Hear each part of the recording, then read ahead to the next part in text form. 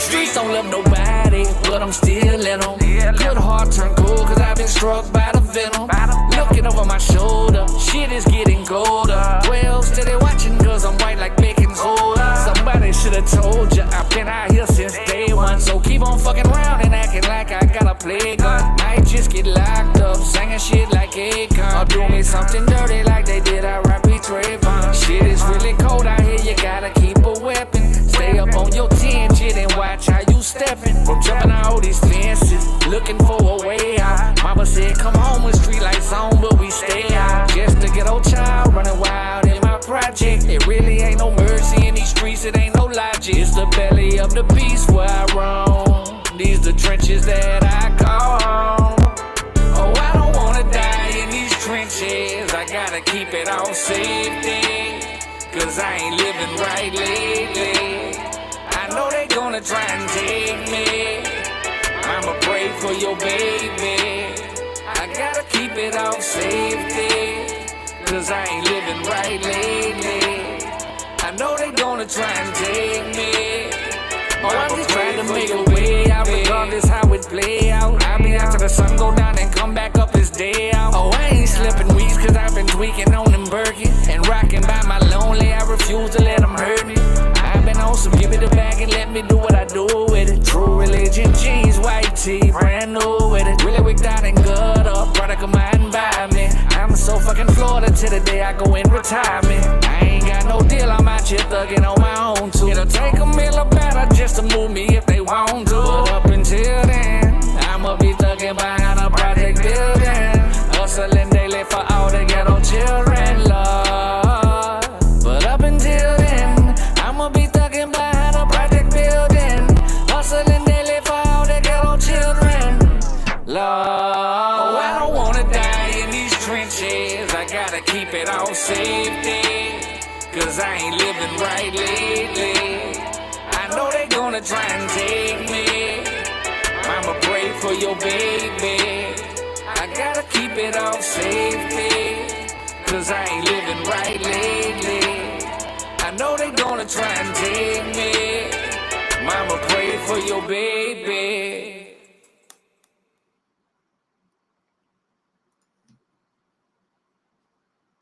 What is up? What is up? What's going on? We back again.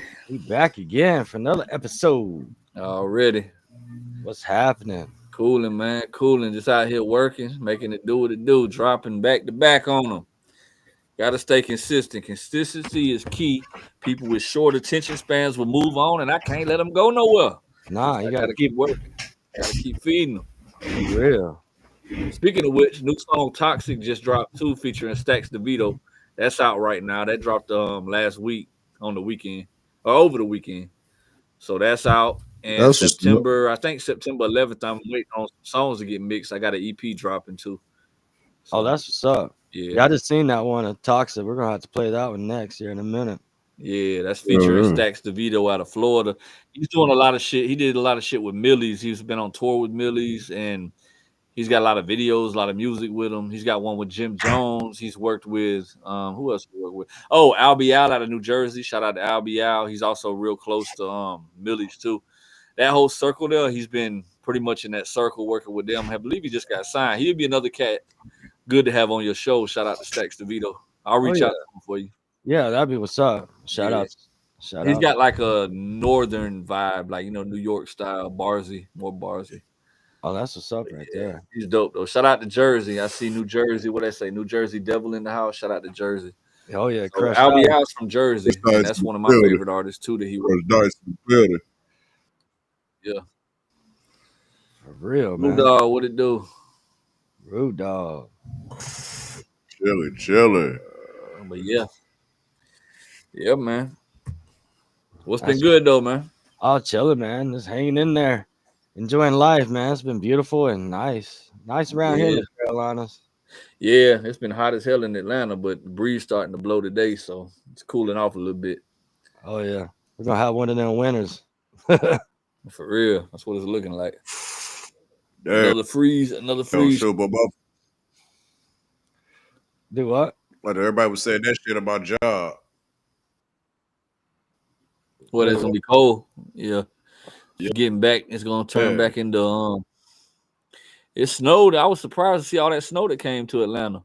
Like we were covered in snow, shit like something off a Home Alone movie. In Atlanta, don't get snow like that. Nah. So we got snow like crazy. I'm talking about. I got pictures and video of that shit. My daughter went out there making snow angels in the front yard. Her being from Florida, that was her first time seeing it. It was crazy, man.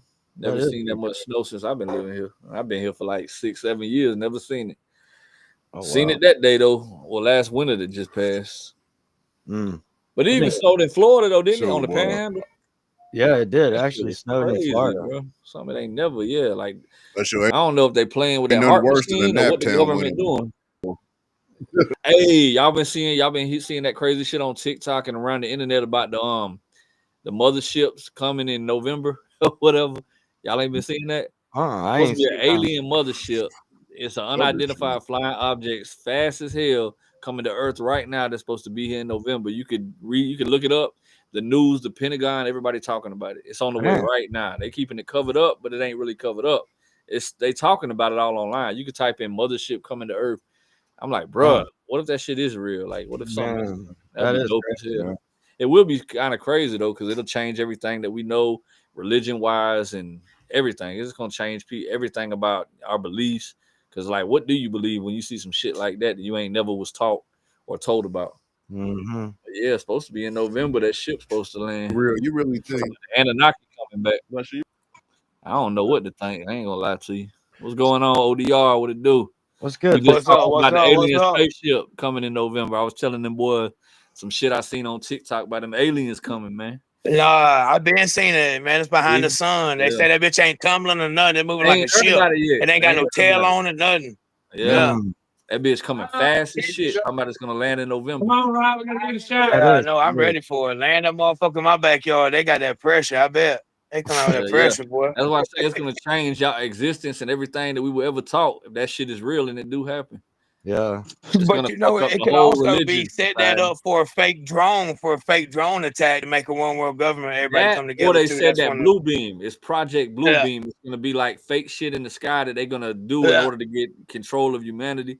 It goes deep. It's a lot of deep shit besides do you hear about runs off frequency, man. People don't realize that. They can send out a certain frequency and make you do whatever the fuck they want you to do.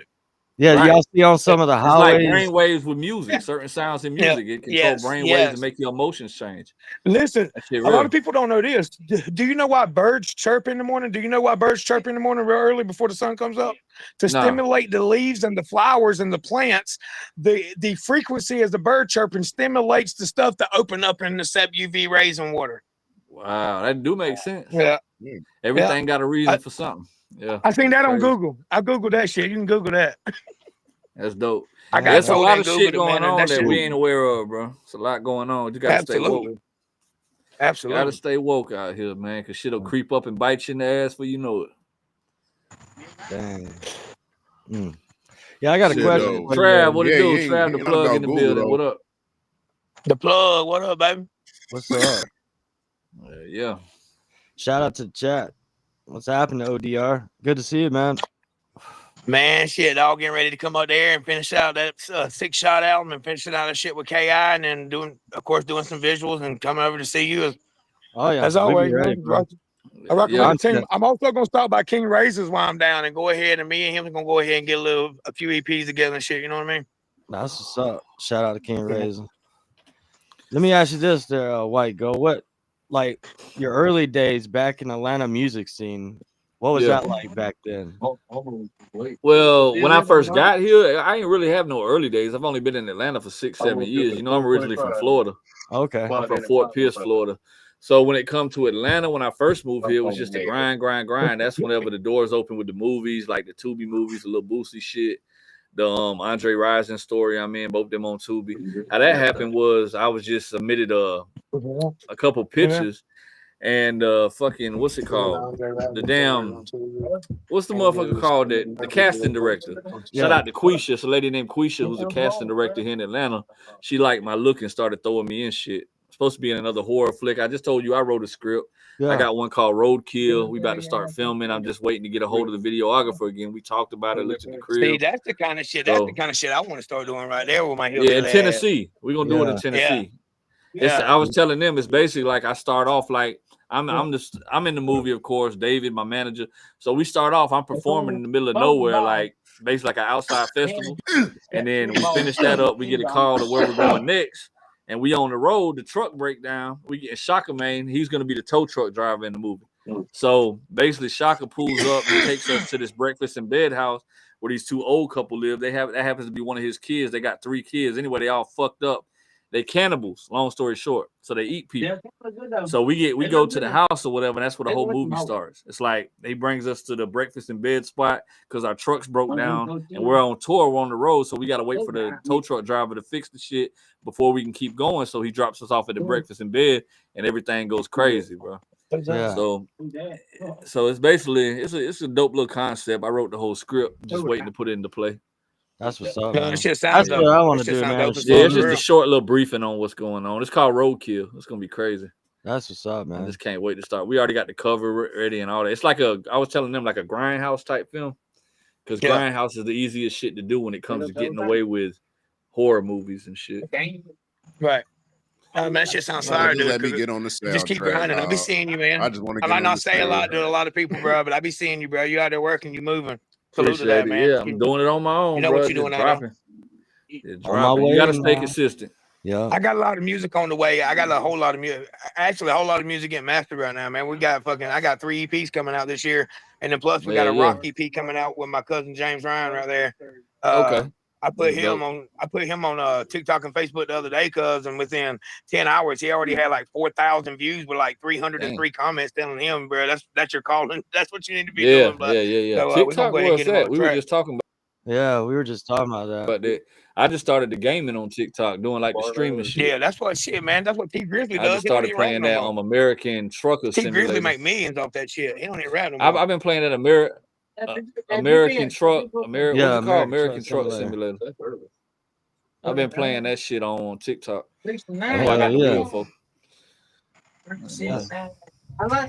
Yeah, T Grizzly got that 5M server. That fucking Grizzly World. That shit costs like, what are you charging? $100 a month to be in that motherfucker? I fuck with T Grizzly. He's got the RP server. He charges like $100 a month just to play that bitch. I know they be that new Grizzly GTA. World I can't wait for that. Shit, that's gonna change the game. I'm ready for that too. I'm gonna be locked in the house all week playing that motherfucker. Same here. Oh yeah. So let's play that. Oh, they got the new Halloween video game. Hey, that's what my cousin just said. He said you did the new Halloween yet? I was like, nah, I ain't heard about it. That shit come out on it come out next year. We almost in next year, but it comes out wait for that. next year. Yeah, I watched the trailer. That shit looks dope as hell. They need to come out with like a new Nightmare on Elm Street, but like not with that little short ass dude that they did last week. You know what I mean? They need to come out and have a tall ass dude that look like Robert Englund. Yeah, at least a replica of the original. Yeah, so that was my shit. I didn't like the new Nightmare on Elm Street. The way the character looked, his face was burned up, and not only that, he was little, like Freddie big. You know what I mean? But like on that Wes Craven New Nightmares, where the glove came alive by itself, that was a good one. That was the last one Robert Englund did. Yeah. Yo, I got a picture with Robert Englund or some shit when he came to my job at the White Gold. I seen you on here, dog. I want to come in and tell you salute, bro. Yeah. Same to you. Hey, man, you already know LEPtv.LIVE, baby. That's what we are. That's where we be at. We'll holler at you, Grissom. Love y'all. Rude Dog. Love you, homie. Take it easy, man. Be safe out there, man. All right, y'all be easy, man. All right, bro. Have a good night. Straight up. Shit, we'll go ahead and play this your newest track. Let's check this one out. Toxic featuring Stacks DeVito. Yeah.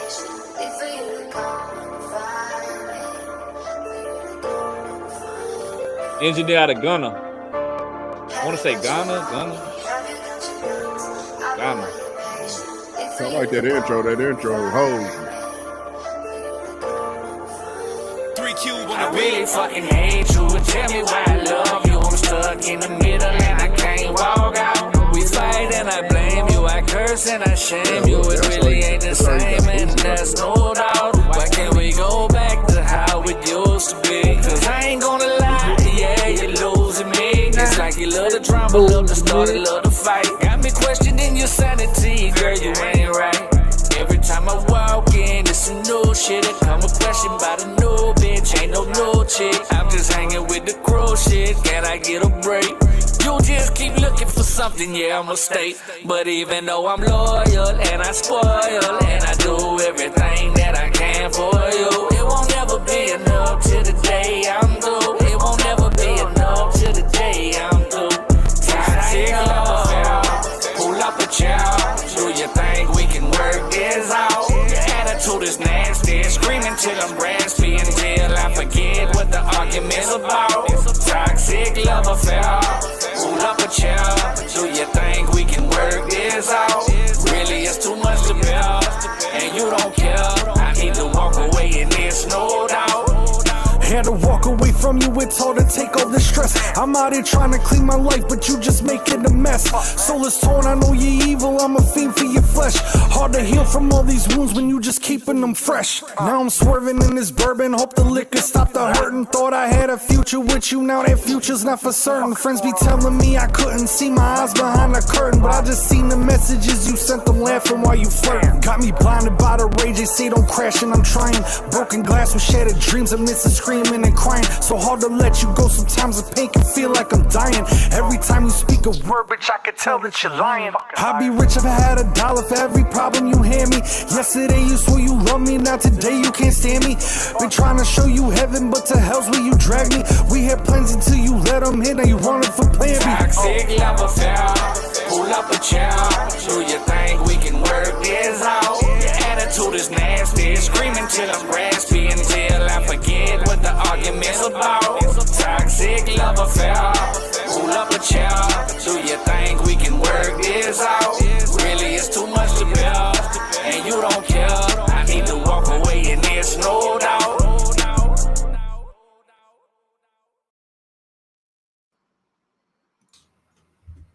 That was fire. That was fire. Shout out to Stacks DeVito, my dog featured on there. Got the second verse slid on that bit for me. Thank you, y'all. Appreciate it.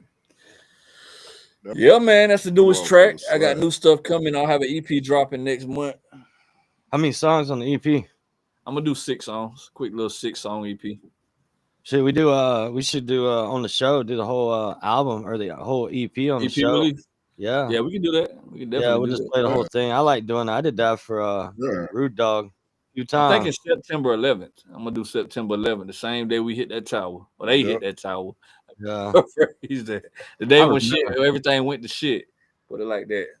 Yeah, I remember them that day. Yeah, I was in high school. How do you go about features and whatnot, White Gold? Really, White Gold, how you go about features and whatnot? I really don't reach out to a lot of people for features. Like every once in a while, I you know, whatever comes about when I build relationships. Like for instance, I went to the what was it? The Redneck Rave. I performed at. Yeah. So while I was at the Redneck Rave, I ran across Justin Times. He's like, bro, send me something. So I'm on him and Narcotics album. And then I got some shit I'm going to send to him. I told Shaka Man, I'm like, bro, we going to work. I got one Shaka Man waiting on me to send. So it's just all about building relationships first. And then I go to reaching out depending on whatever. I got one coming with Hard Target. That was through a phone conversation. Yeah. So they actually waiting on me to send the records. So when it goes to features, it's like, I don't know. They just come about. They just, you know, building relationships when I run across somebody I happen to talk to them. Or if it's somebody I really want to work with and I've never, you know, like if I want to reach out like Do or Die, for instance, then I reach out and I'll be like, yo, I'm interested in working with you, whatever. And if they throw a ticket at me, I'm, you know, just disrespectfully, because I do it too. I charge for features. So depending on who I reach out to, you really got to be somebody I rock with, like that I'm a fan of. And I really got to be on your music. Like Do or Die, of course, we all grew up listening to Do or Die. So I reached out to them and I paid the little fee or whatever, got the feature. Like, and I don't mind paying for features when, you know, whatever. But as far as like the rest of the features, everything's been free. Right. Like the Rich, shout out, he showed love. Bubba Sparks, all these people that I've got in the past is just all built relationships. But people like Do or Die and who else? I think that was the only one. Oh, Lil Kiki out of Texas, artist that I don't know, that I never met, that I'm a fan of. You know, I reach out to and I just Man, make I it happen. always wanted to do a shit with Lil Kiki. Man, Lil Kiki, Slim Thug, Yeah, my man, shit with all Lil them, Kiki man, called put me Coming on. Down is hard. Oh, Lil Turk too from the Hot Boy. Shout out to Turk. I reached out to him, got a feature from him too. Y'all played that last time on the show. That was off the Golden Era album. But the Golden Era, I spent a lot of money on features, reaching out to a lot of urban independent artists that ain't even in the lane I'm in, that I'm a fan of, that I grew up listening to, because it was all about the whole title of the album. I couldn't even have called it that if not. It's called the Golden Era for a reason, because I'm reaching back to the days when the music was hitting on some shit, to the artists that I grew up listening to, artists I fuck with. That's where the Lil Kikis, the Do or Dies, the Turks, and the LeChats and all them come from. Shout out to LeChat. That's like fam though, so you know that's how that came about. The whole 3-6 Mafia thing with White and shit like that. Shout out to my brother White. But yeah, certain people that I don't have relationships to, I reach out and make it do what it do. I respectfully don't. You got to respect the game. Everybody got to eat in this shit. I'm the same way. When people come to me for features, we ain't built no relationship, and I don't know you. It ain't personal. It's business. At the end of the day, we all got to eat. Right? It is. Yeah. Right. It is what it is. But that's how the That's features what's up. Good question, much. Rudolph. That was a good one, man. Let me ask this: all the people you work with, all them artists. Go ahead, Rudolph. Go ahead. Oh, no, I wasn't trying to cut you off. Oh, you good, bro? No, like I was hearing his delivery.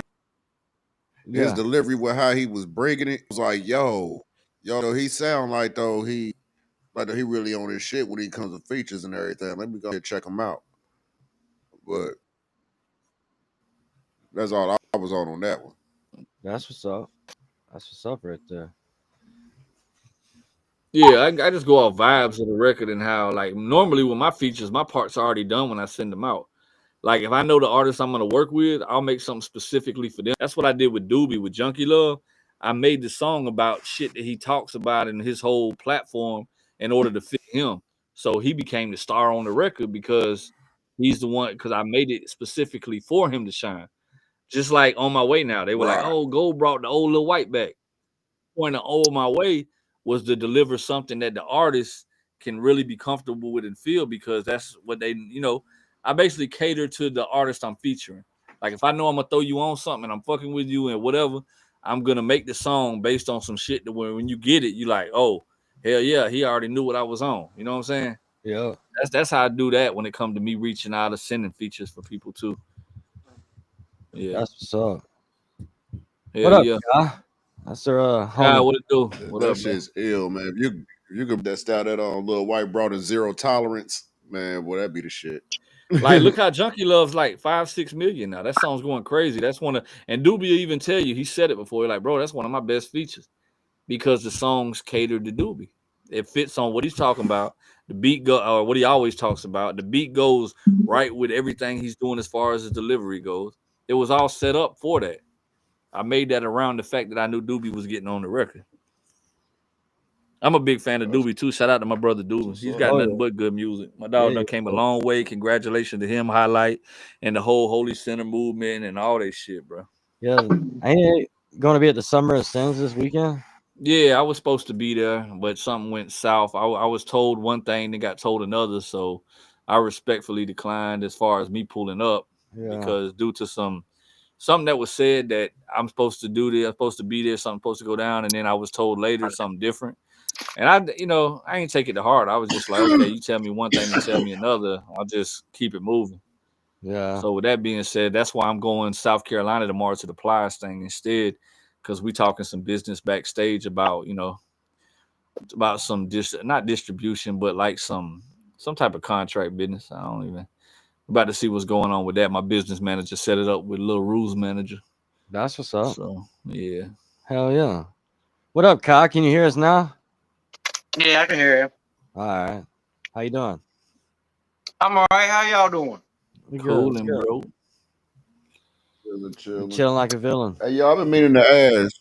Yeah. I've been meaning to ask White Gold, like, though, what is the process? Shout out to all the about fire emoji comments. Like, to getting a manager.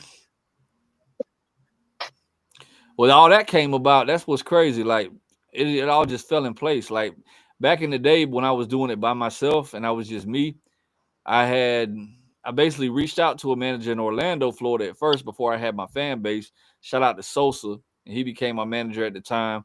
And we were working for a while. And then it got to the point where we built up a studio together. That's when I released the album called American Me. So I did that.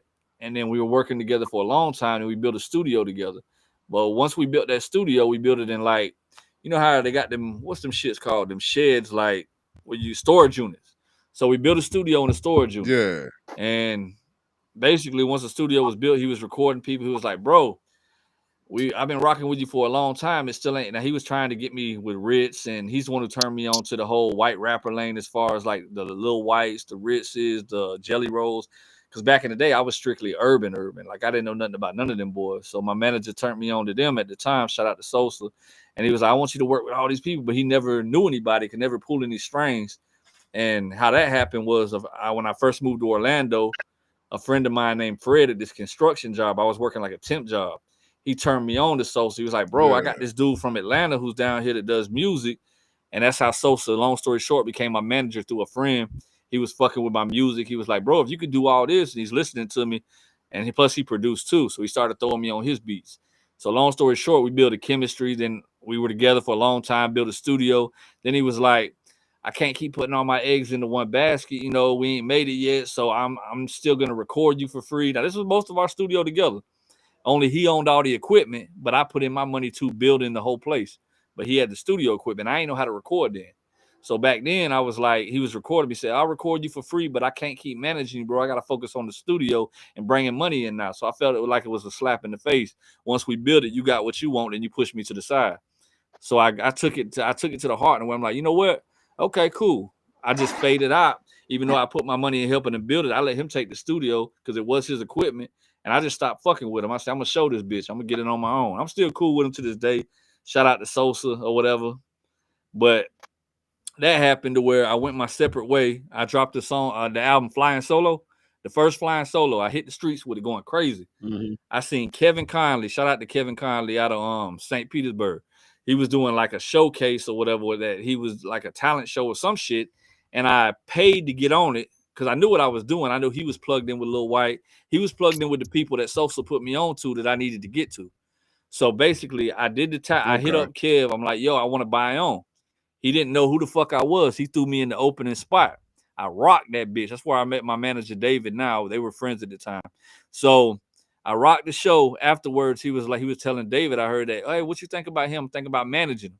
So Kev took me on as an artist after the show because I killed it. Kev became my manager. I was going to and from St. Petersburg from Fort Pierce all the time, like dropping music and doing videos. And Kev put me in position to where he was really good friends with Lil White. That's how I met up with Lil White through Kev, and we built that relationship. Went to his crib. White was throwing me on his YouTube because of Kev was grabbing White's phone and throwing me on his YouTube channel, just doing all kinds of shit because they had that type of relationship. So that made me and White get closer. And then me and Kev fell out over time on some bullshit to where shit wasn't going the way it was supposed to. We back cool again now, but then David stepped in. David knew my music. Now David was a friend of all of us. We had like one little circle. David was a big fan of my music, knew my words better than me, knew my songs better than me.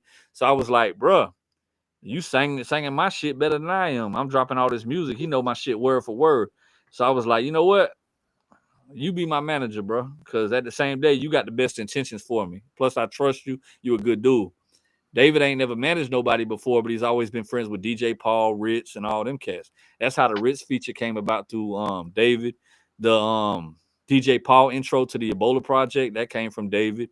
All these were relationships, and I was like, "Bro, you might as well." And then he took the manager role, and we just learned as we go, winging shit.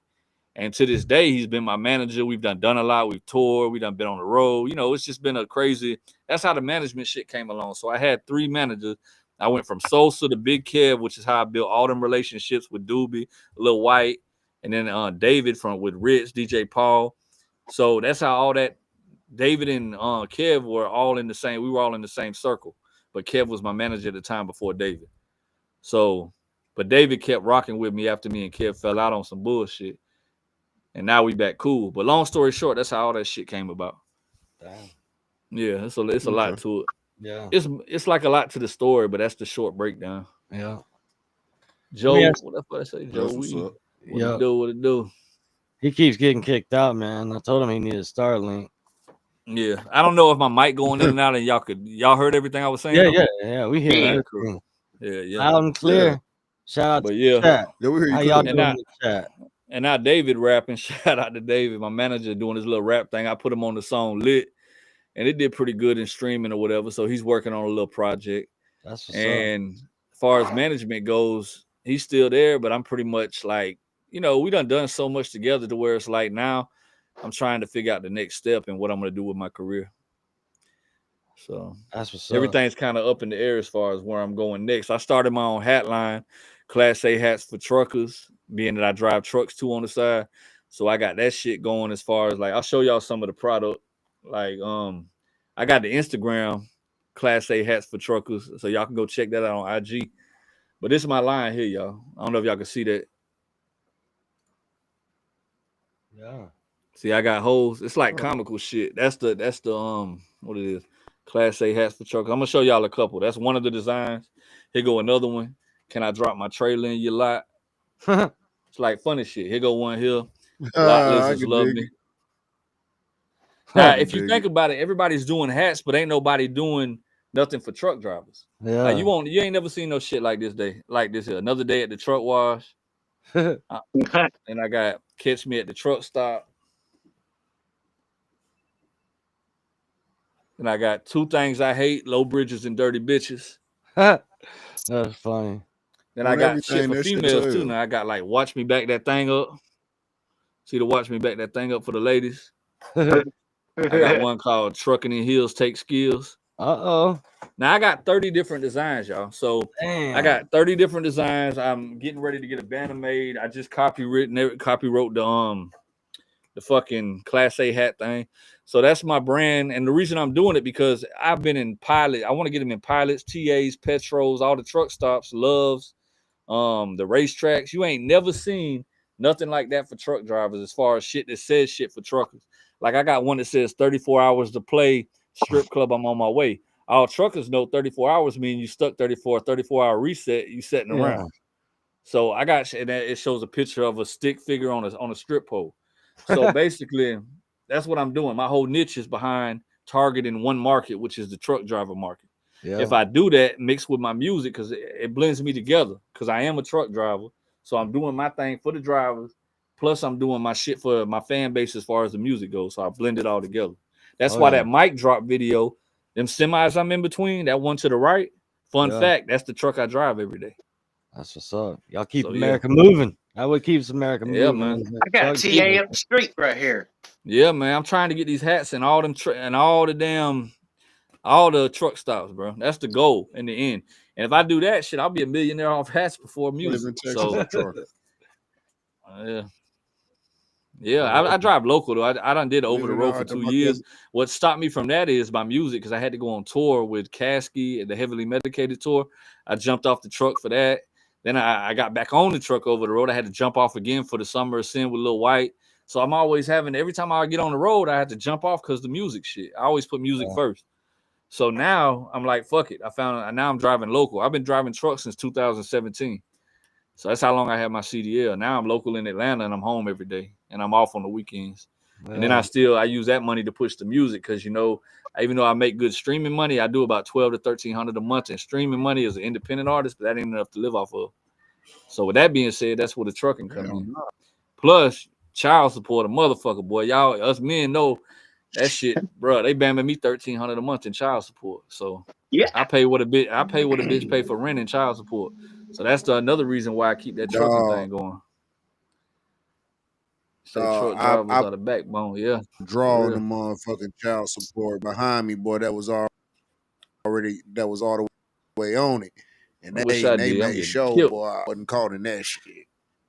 Bro, my baby mama bamming the shit out my ass, bro.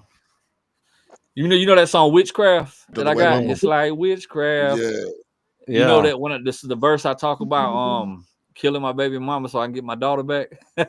That's the one I'm talking about. That's the bitch who bamming me in the witch track song. Damn. Or the witchcraft song. It's been that long. What up, Kelly? When they served me, they hit my ass across the head with this shit, bro. They ain't even go off what I was making at the time or nothing, because I wasn't even working then. I was doing my hustles like my barbecue. I was living off my music mixed with my side hustles. And they came in and just bam my ass. They ain't even go off of my income or nothing.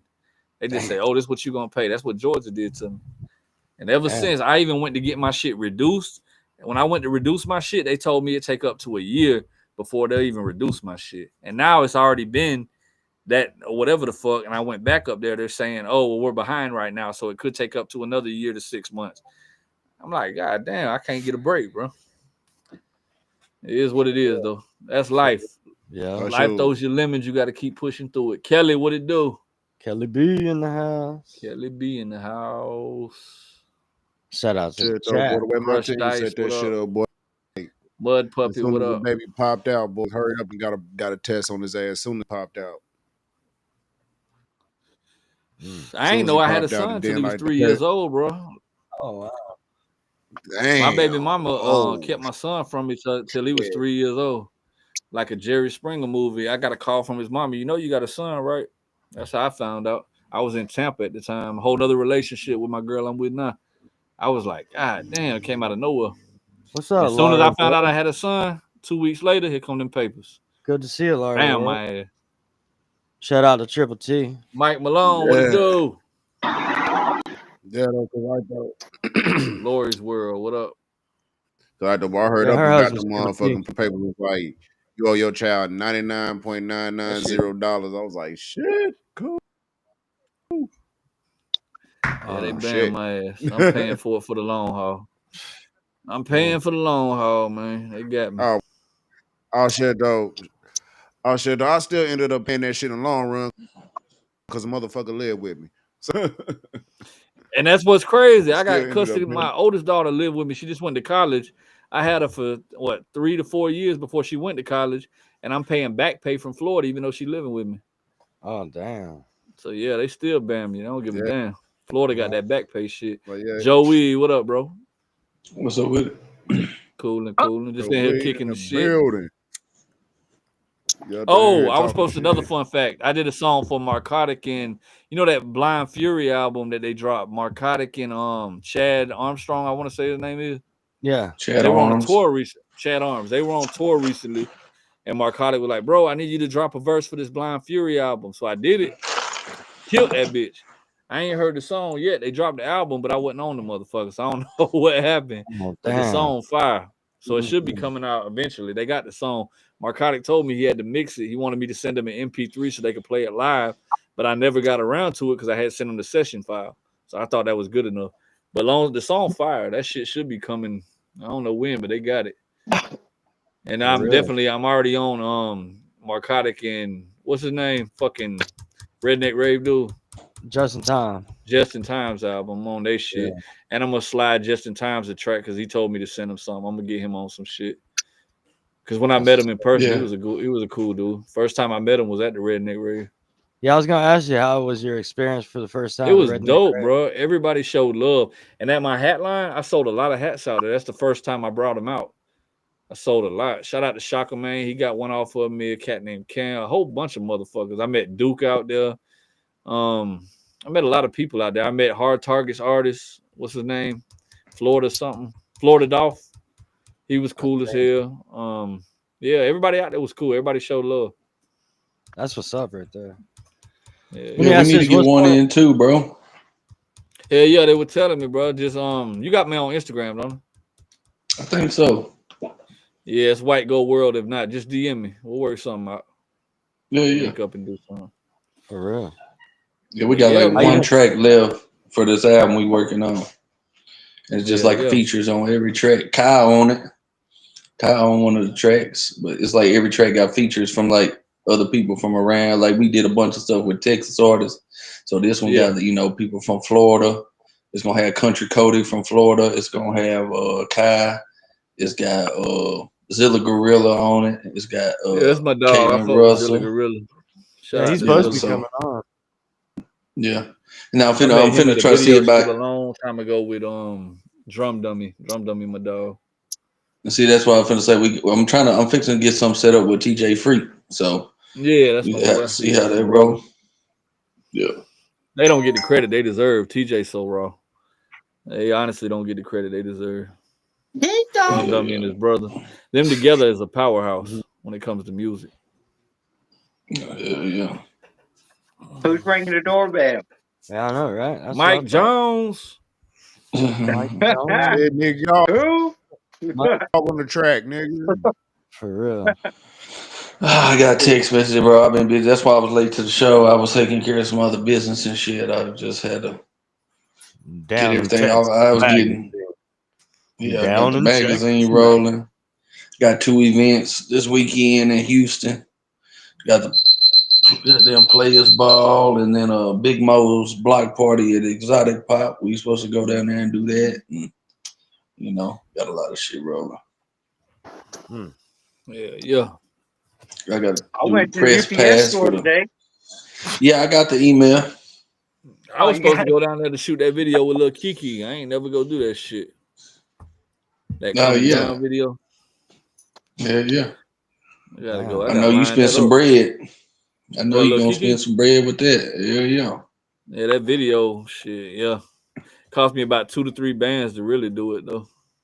I know it costs Chris Viola, one of my other homies we had on here.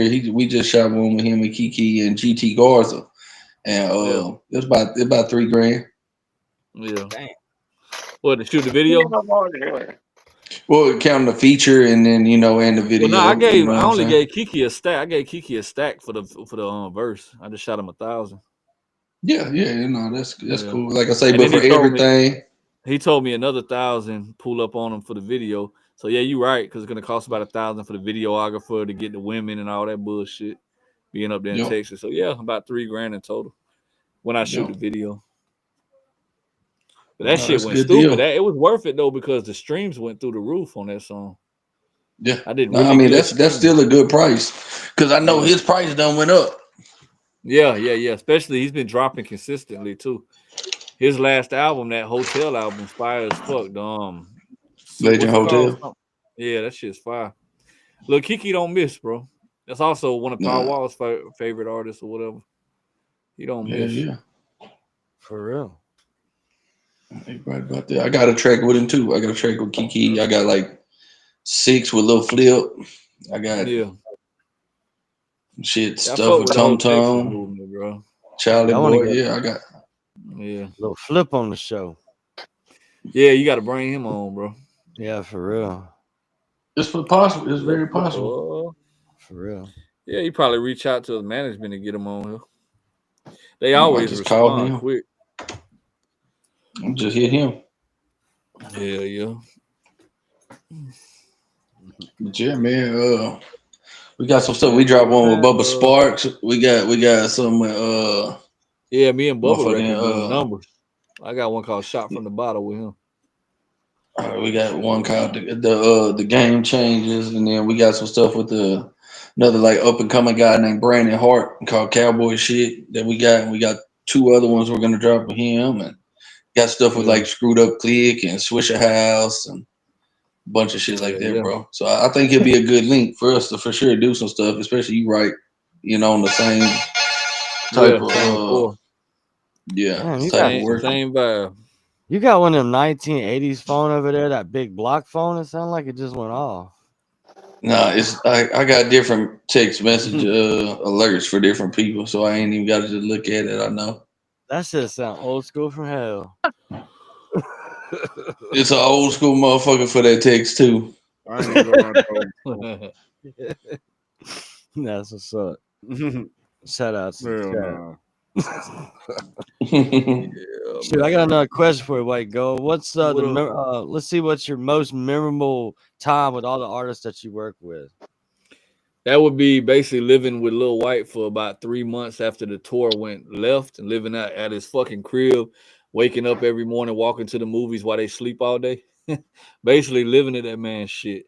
I was with him for like 3 months straight, every day, every morning, like clockwork, waking up. Or little Brant, shout out to Brantley, one of the kids hitting me with a fucking sword every morning, waking me up.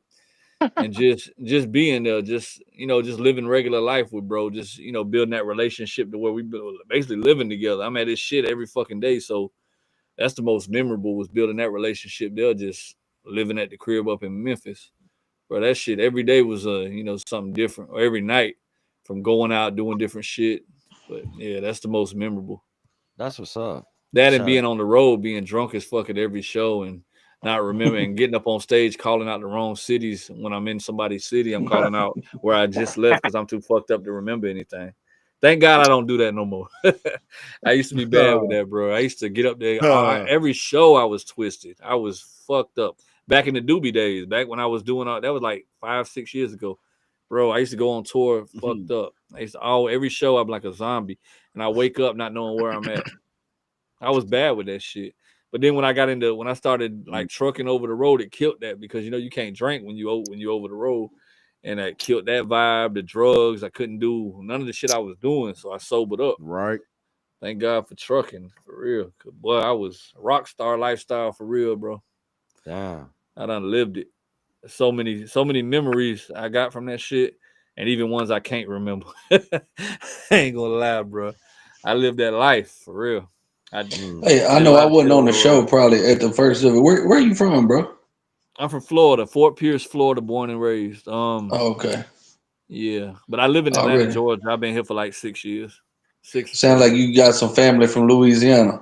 Everybody say that, but even my music, they'll be like, "Bro, you sound like a Texas artist, or you sound like a Louisiana artist."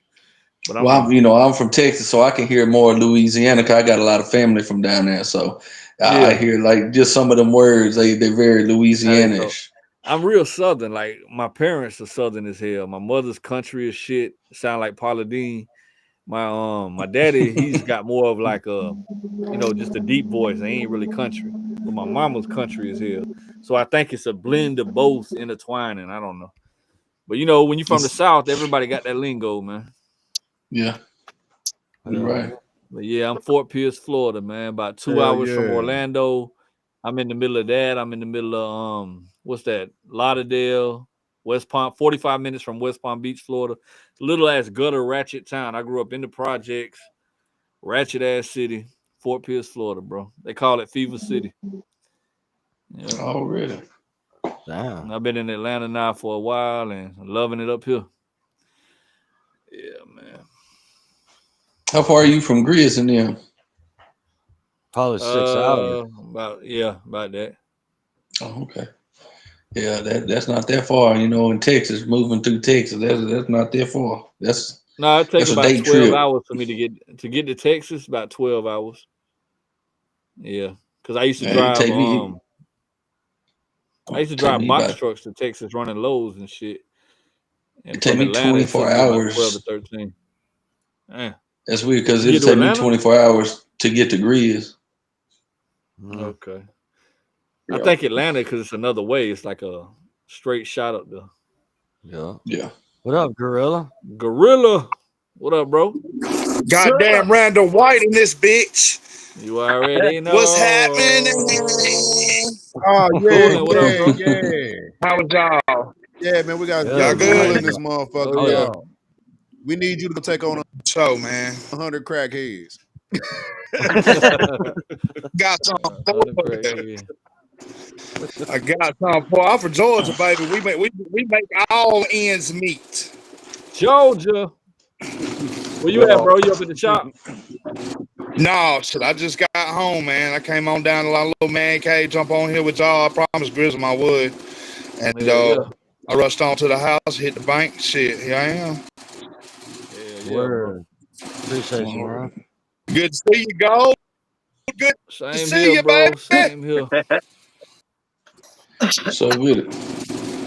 I'm gonna say your name wrong, Mr. Rue. I said it right. Rue Dog. Where my pedals at? I got to get ready for that American Truck Simulator in a minute, Hell yeah, man. Shoot, we're gonna play that Boosie Badass one that you did with shout out to that. I did a challenge. Yeah, that shit went nuts, bro. Everybody was like, hey, they thinking it's a real song. I got calls about that. I'm like, no, it's a challenge. All you gotta do is open up and see. I never said it was a real song, but it sounded like a real song. That shit was fire. Don't get flagged, Grizz. Nah, this would be all right. No, it's a challenge verse. I mean, I put it up on the YouTube and shit too. Yeah. It's doing crazy. Like everybody's fucking with it. Yeah. Crazy thing is Boosie went. Now this is a fun fact. Boosie went on my story, seen it because you know it shows when they watch your store. Yeah. Motherfucker ain't never shared it on his page, but he shared a whole bunch of other ones that were trash. And I ain't hating on nobody. I go off of what I hear, and it wasn't hitting on shit. I So thought you had a song with Boosie though. I'm in Boosie movie, bro. I play an inmate in type of connection. I used to be at Boosie house all the time. I used to fuck with his homeboy Mo, who got killed. Not Mo 3 from Texas. Shout out to him, R.I.P. But the cat Mo, who looked like Boosie. He's got a fade like him and everything. He's one of his shooters. I became cool with him on the movie set, him and Mike Beasley. And I used to always be at Boosie house just hanging out in the little studio room. But it never became a nothing because all his artists, all they do is sit on the couch and smoke all day. And ain't nobody going no fucking well over there. Only one who made it out as far as the artists go, shout out to Young Blue because he actually left and did something. But yeah, Boosie ain't even put my shit on his page. It's like he's bipolar as hell. 1 minute he'll fuck with you, next minute he act like he don't even know you. You talking about that album, $1,500 album challenge, huh? Yeah, I think so. I did the one on Story to Tell. Yeah. The first one he put out. He was like, yo, I'm doing a challenge on see who can slide on this bitch. I was okay. So I threw it on. I recorded it. I sent it to Columbia. Shout out to him. He did a quick mix on it, and we just threw it up online. All right. But yeah, play that bitch. That shit sliding, bro. All right. Story from what I was told. My whole catalog, real stories. Real stories. Boosie badass. I got 30 niggas with me. Take that ride down 55, nigga. Jackson, Mississippi. I got 100 paints up in the trunk, my nigga. I'm taxing when I get it. Headed to the dish. I know gray head gang. This one stop and it's missing. Gambling with Big Slope in the crack house kitchen. 9 pieces chicken. His baby mama's trip. I told Big Slick come pick me up. Me and Big Slick got them hoes. He dropped me off by my red bone on County Line Road. Went to the Metro, I got fresh. This when I had my 2 gold. Birdland Sean gave me 20K at 16 years old. They call me Jew, cause I'm a black Jew. I like money and low. I went to jail on Lynch Street gambling. The story was told. Boosie bad. The story been told. Legends bad. The story been told. All across the world, Boosie bad. The story been told. From the horse's mouth, the story been told. I really am like that. Ain't looking for cool points. I ain't no rap nigga. And this booth is a real one. Boosie bad. Story been told. I grew up around Jermaine, Marlon, Pee Wee, and Fat. Off the porch at 13, in the trenches in all black. Looking up to the dope boys, had me serving a sack. I got my keg up on them bitches, went to swerve in a lack. Remember the day I got my hands on that 9mm. I felt the power when I clutched it, it was nothing sweeter. Years later, still clutching, only moved to Atlanta. Landed a rolling Boosie movie, shout out to Quisha from Rhonda. Landed another Tubi movie, Andre Rising, I'm acting. Doing this Hollywood shit now while I'm still out here rapping. Never folding under pressure, catch me up on the stretcher. I'm on 10 from the beginning to the end, that I bet you. Ain't no cap in my rap. The story been told. Straight out the motherfucking bottom of the mouth from the story been told. Florida, all the way to Atlanta. The story been told. Still at it, I ain't stopping till I reach the top. Been told. White gold in the building. Really, I'm like that. Not looking for cool points. I ain't no rap cracker. Known as a real one. Boosie, what's happening? The story been told. That ass CNT, the story been told. Nah, man, I've heard that somewhere before. That motherfucker do. Yeah, I went with basically the cadence he came with. That's how I heard your verse. I've heard your verse somewhere before. On that song. Probably Instagram, like right. Maybe yeah, probably Instagram. So, but I can't remember who page it was on. I don't. This was like maybe a month ago. A couple people shared it. That bitch went kind of stupid. Like when I dropped it, everybody was fucking with it. Yeah, because I know I probably just followed you maybe a week or two ago when I knew we was getting this set up. Cause I was like, what was it? I just wanted to check you out and see, kind of do a little research and shit, so I kind of knew a little bit. But I've heard that somewhere before, bro. And I didn't know that was you. I don't know where it was. Yeah, man. I mean, I've been fucking with white guys. I'm on the way now. I'm on my way now. Hey, that's still one of my favorites, though, Gold. Really, for real. That motherfucker beat down in the system, too, man. Oh, my God. We were talking about that earlier. I was saying, like, with them records, like, On My Way Now, when I worked with artists like that, back then I used to cater to the artist where if I know they're getting on the song, I'm going to make a song specifically for that artist. So when they get on that bitch, they're comfortable. That's what they used to. I'm in their ballpark. So they know how to, that's why they say I brought back the old white on that bitch. They're like, oh, he brought the old little white back. Because I gave him something that I already knew he would slide on, like I did Doobie with Junkie Love, same shit. I basically built the song around knowing that artist was getting on the song, so I'm making something catering to them instead of just doing a song to where I'm thinking about myself and how I'm gonna slide it. I was more focused on them and how they're gonna come. You know what I'm saying, to make a hit. That's yeah.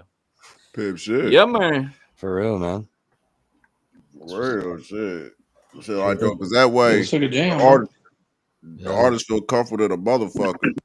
Like, right. Yeah, he ain't feeling like, damn, I don't know. I fuck with the song, but it ain't like that. He's like, oh shit, I rock this. This is my type of shit. So he already hyped to jump on the bitch because he feeling the vibe. That's what it's about. Catering to the artist, putting on your shit to make them comfortable. Unless you're trying to get them on a song to throw them out of their element to where you're trying to go harder than them, which I've never done that. Everything I send, my parts are already done. So even with On My Way Now, all my shit was done before White even got the song. Just like Junkie Love, all my shit was done before Doobie touched the record. Like I did my verse, the hooks, all my features are done before I send them out. So the artist has the actual chance to come harder than me because they hear me first.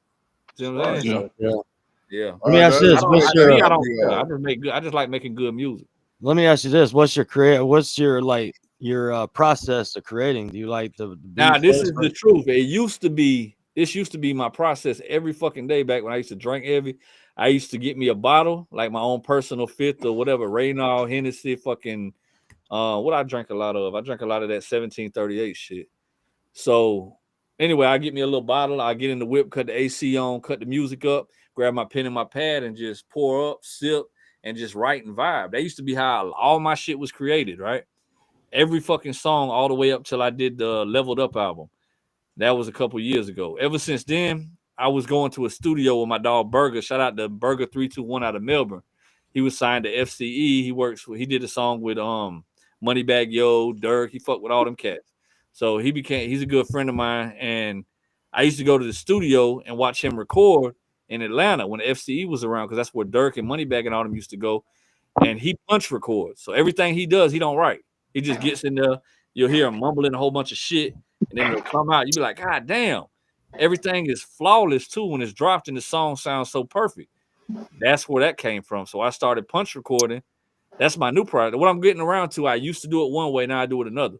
Now I punch record everything. I cut the beat on, I don't need alcohol or nothing, just vibe off the beat, and I just get in front of the mic. Like the mic's right behind me. I got the little setup over here, and I just punch record everything. Even when I go to the studio, I just vibe. I might be sipping something. Whatever comes to my head, I drop it. I come back, drop the next part, and I punch all the way through every song. That Boosie shit, that was all punch recorded. None of that was wrote. Everything I'm doing now, I'm punch recording. I've been doing that for years now. I haven't wrote a song in a long time. So that's my method. The only way I write, if I'm really, if you're feeling some type of emotions or really going through something and it's like therapy and you want to put it down, that's the only way I'm going to grab the pen. But other than that, I punch off the head. Everything's off the head. Yeah, but you punching in, still writing songs. It's just new same way thing. of doing it. It's just you doing it on the spot, so it's more energy when you release it. You got the feeling other than reading off a paper or writing it down and coming back to it to where the vibe might change up or the tempo might change. When you on the spot punch recording, all that shit come out and the energy hits different. It feels better. The song comes better. Your deliverance is better. Everything on the spot is better. So that's where that came from. Me watching Burger do it. Shout out to Burger. And then money like that. I work in the booth record like that. So that's what got me doing it. Yeah, Shamu and TJ taught me how to do that shit. Yeah, that's the new wave. That's the way everybody going. wild, like though, because that's ill. Because like though, back in the days, like though, down here we called that motherfucker just freestyling off your mind.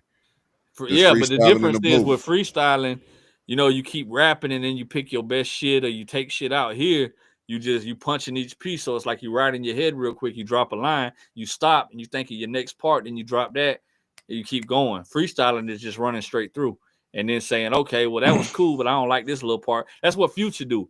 Future get in there, freestyle a whole track, and then they'll take shit out and they'll piece it together like that. Yeah, though, that's basically what I do with like though. That's basically what I did with like the song Completely Snap, where we heard that song didn't even have a chorus at all. Just like though, that was that song I did with like though Completely Snap. I did basically like freestyle. Freestyle basically almost the whole damn song. If I don't like that part, take that part out. Yeah, you puzzle piece it together. That's how I do my overdubs though. Like when I punch record all my overdubs, I'll come back and I'll play that little section I just recorded, and then I'll just remember it real quick and record each section like that. That's how I do my overdubs. For people that's wondering, well, how the hell you go back over the song if you don't write it down? It's just listening and then redoing the same shit you just did. I'm completely different. Yeah, I'm completely different. I used to do that punch shit back in the day, and now it's like, nah, I'm a straight pen and pad that whole bit just because I go to the studio different. Like when I go to the studio, I can go to the studio if I got everything wrote, and I can knock out 8-track vocals in an hour. If everything, because I already got a reference, like just something that I've done on BandLab off my phone or something, when I got it in my head and I know like, here's the cadence, here's the energy, you know that shit. Listen to it one time before you hit the track, you know, 30, 45 seconds of a verse or whatever, a hook, and then go in that bitch and drop that bitch seamless. I used to do that. Everybody too, got their own style. Studio time. I think about the studio time like, damn, I gotta pay for this. Let me get in here and knock it down. But then the more you punch record though, the faster you get. So it's like everything. Like I watched Dirk, and when I would shout out, even though Dirk locked up now, but when he was recording at FCE working on his music, he used to get in there and punch everything, and he'd have a song done in like 5-10 minutes, just punching. Yeah. So the more you do it, the more you pick up, the more your mind, you know, it's just like writing. The more you're able to get it done faster, the faster you can move with it. So I use a stone slab, a hammer, and a chisel. I just be chiseling them motherfuckers in. It takes me about a month or two to write a verse. The caveman method. Yeah. How was it working with Rich? Rich is dope. He's a good dude too. Like I done been to Rich's crib, done hung with him. We done went out to eat. We done, you know, he's a good fucking dude, bro. He's real humble. Been backstage with him. Real good dude. I love working with Rich. Music wise, you working with Rich, you got to come with it. My first song, Appeal To, I did the verse first, sent it to him and shit, and I felt like, damn, bro, I should have re-recorded my verse. Because Rich is a GOAT. He's the only one I ever felt like that with. And I put that song out, and it was like, okay, cool, but it wasn't what it was. But it streamed. It went through the roof. That's one of my highest streaming songs. And then my second one, Jealousy, that I did with him. Well, Jealousy came about because I sent Rich a record called Cold Shoulder, where I was talking about our race, like as far as the older white people, like the older whiteheads that don't accept us for the tattoos or because we're more urban and how we look. And when I walk in a room and I'm with my old lady, she's black, I'm white, old white people looking over at me like, look at this motherfucker looking at us sideways. So I made a song Cold Shoulder where I'm talking about these situations, this race situation with older white people. Do you still? So I got a lot of yeah, we still the same woman. She's a sweet lady, man. So long story short, I got a lot of backlash, right? Like a lot of my own race. He's judging his own race. He's racist against white. I'm like, bruh, it ain't even that. I'm telling the story. But Rich didn't want to touch on that subject because he felt he would lose a lot of. I respect it. He didn't want to touch on it because it's something he felt like he might lose some fans or whatever. So he was like, how about this? I'm gonna send you a record. He sent me the Jealousy record.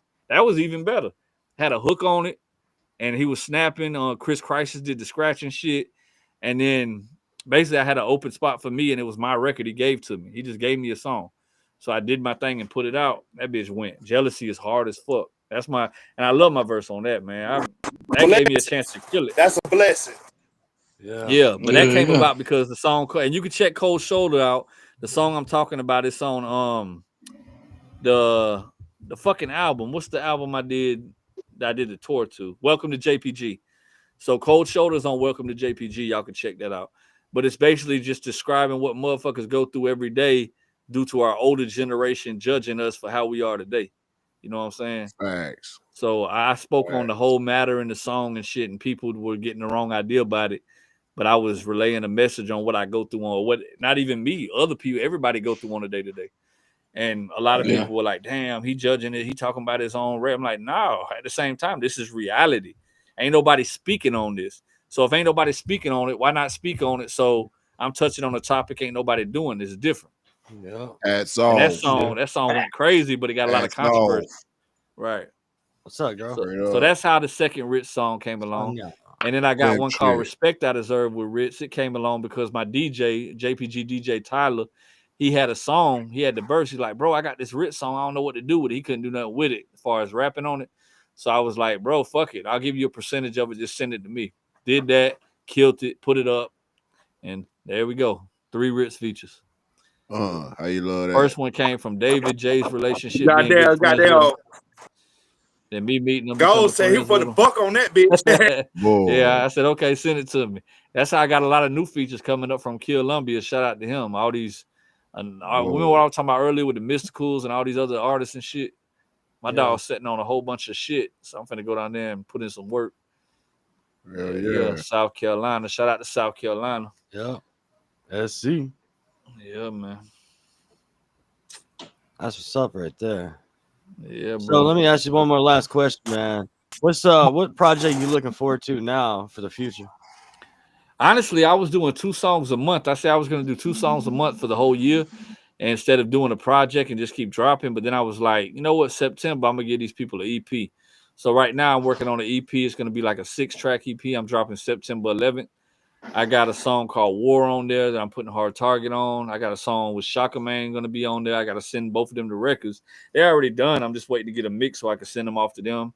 Got a couple of solos on there. I might have who else? Hard Target, Shaka Man. I got one with Marcotic, of course, because I got the album with him, so I threw him on there. I see it. My dog Zilla Gorilla like, what about me, bro? I see. I had to slide you something, man. We long overdue for something. So I was probably slide your record. I was supposed to slide Rich Regal one, but I haven't got. I'm waiting on this girl to re-sing the hook because Rich Regal been waiting on some shit. He like, bro, send me the record. So, and then Just in Times, I got to get Just in Time because I told him I was gonna send him a record. So that's what's up. But yeah, I don't want to overcrowd the feature thing. So out of all of them, they may not all go on there, but I'm gonna do probably like 6 songs with three solos, 3 features for the EP. So I'm gonna intertwine them or whatever. I just feel like when you do songs with somebody like you are, man, I feel like if I did a track with you, man, and form, you would be stamping me, dude. Just certifying me just for the future, you know? Yeah, no, I got you. Type shit. That's why I say not even that. Like we friends, bro. Like we done came a long way. I done been around you a lot. Like we done built a relationship. I got you. So that's what I meant to earlier when I was like build relationships with people before doing the features, because it goes further. Yeah. That's what's up right there, man. Other than somebody saying, hey, I want to feature, and me having to tax you because I don't know you, but it's just business. But if I know you and we already friends, I ain't finna do that. But other than that, it's business. Like I gotta eat just like you gotta eat. So facts. So if you hear me say, hell yeah, holla at David, and yeah, we gonna work something out. You already know, you know what it is. It's business. Yeah. But if I say I got you, it's different. Yeah. So I got you, bro. Yeah, I appreciate it. I do have one last question to ask. What is the funniest thing or the wildest thing happened while you were performing? The shit where I'm up on stage calling out all the other names when I'm in their city. I could be in Ohio somewhere and be like, shout out Tennessee. I love y'all before I'm walking off stage. I used to do it at every fucking show because I was too drunk and too wasted. Bro, I used to be so plastered. I'd be up on stage rapping. I did this shit at Lil White Wendell. Shout out to Wendell, his old manager. At Wendell's house party in Tennessee. You did. I used to get fucked up, bro. Me, Kev Conley, David J. We all had our own bottle of what's that Tennessee, the fucking Honey Jack? Honey Jack whiskey. Jack Daniels, Honey Jack. Yeah. So we all had a 5th. I was chugging a fifth by myself. Kev had his. David had his. I had a styrofoam cup of ice. I was doing both. I was pouring, chugging. Long story short, we pulled up to Tennessee from Florida because we were in St. Petersburg at the time. I drove like, 11 hours, some shit like that. And the whole time, we drinking and driving. I pull up. I remember getting out the car. The fifth gone, right? I got like that much drink left. I'm looking. David fucked up. Kev fucked up. I'm twisted. I drove the whole way there, drunk as fuck. Don't know how I made it. Got out the car. I'm walking around Windows party. Hey, the first thing Windows say, Frazier Boy was there. Everybody was there. So I even got a picture, old picture with all of like a mob up on stage. So you know my song I got Project Cracker, slang when I talk, lean in my cup so I lean when I walk. On drugs, pop pills, do yay too. I'll show you how to. What the fuck is that? Out the gate. So Wendell came up to me. I just got through eating the rib, right? I was fucking the rib up in the kitchen. I remember Wendell said I was the first one. He was like, "Bro, you ready to go up there on stage?" I ain't even think I was performing. I'm already fucked up. I done drove DUI the whole way there. Jack gone. I'm barely walking, bro. I'm like stumbling around this bitch. And I look plastered in the face like I'm red as fuck. I'm all fucked up. Because I seen the after effect, because I seen pictures and videos. I look terrible. So it throws me up on stage. Song comes on. I'm rapping a whole fucking different song to the song that's playing in the background. So my song's playing in the background. I'm rapping a whole nother song. And I don't even know it. And afterwards, I catch it like, oh shit, I just said the wrong thing. I said this shit out loud. Like I just rapped the wrong fucking shit. And Kevin and David are dying because the whole time Kevin and Dave were dying, bro. They knew the whole time. They were like, bro, you just did the whole fucking the wrong shit, and everybody was just dying laughing. That was the funniest shit because I used to get so fucked up. I used to get so fucked up, bro. I used to do a lot of shit that was just off. I was off. But it got me further. It's like the dumb shit got me more fame. Like back then, I was touring features. Bro, I was living the life like I had already made it back then, bro. Like I really was. I was getting money off this shit. And I was really touring. I was traveling. I was as a co-headliner for White. I was getting $600 a show, which was a lot because I didn't have to pay for my travel or my food. They handled my food, my hotel, and my travel because I was riding in the Cadillac and I was mainly the one driving. I didn't pay for nothing, and I was getting $600 a show, so all that money was stacking at like 30 shows. So here I am eating. I'm eating good. I'm sending money back home. This before we moved to Atlanta. We just moved here. My old lady wasn't working yet. All the money I was making, I was sending back to her to pay bills and get us together. So after tour, it was like reality hit. I had to go to work because after tour, that money stopped. She done spent it all on bills, getting the house together, and she wasn't working yet. And she went to work, and but at the time, I was eating good. I was living that lifestyle. I was doing a lot of fucking drugs. That's when cocaine was a thing before fentanyl. I was a rock star. I ain't gonna lie. I was doing all kinds of shit I shouldn't have been doing, bro. Disclaimer. Yeah, disclaimer. But I lived that rock star lifestyle. I really did in my younger years as a rapper. Like, bro, I done did some shit. I done seen some shit. I done been to a lot of house parties. Bro, I was doing it, man. Okay, you influenced me. All right, you look good. Yeah, it was fun, bro. It was some good time. You couldn't tell me I didn't make it. I can fuck with this shit. You couldn't tell me I wasn't a superstar. I felt like I had already made it and never signed a deal in my life. I felt that way because that's how everybody would treat me. I would when I would perform, every fucking body would sing every word. When I went to Arkansas, and shout out to Natural State Entertainment, he used to bring me to Arkansas all the time. I'd get up there rapping, people would request songs. I would look down, it would be one or two heads right here in front of the stage. I'm looking at them word for word, they matching me, going. I could pass them the mic, they could rap the whole thing. Never seen them before in my life, don't know them from that shit feels good. When you go cross state and other places and everybody rapping your shit word for word and you look over in the crowd like, damn, it hits different. It's a good fucking feeling, bro. That's how it used to be. And all my views were like in the millions, hundreds of thousands. Now it's pay to play. Shit done changed to where motherfuckers don't even see you unless you pay for a fucking ad campaign.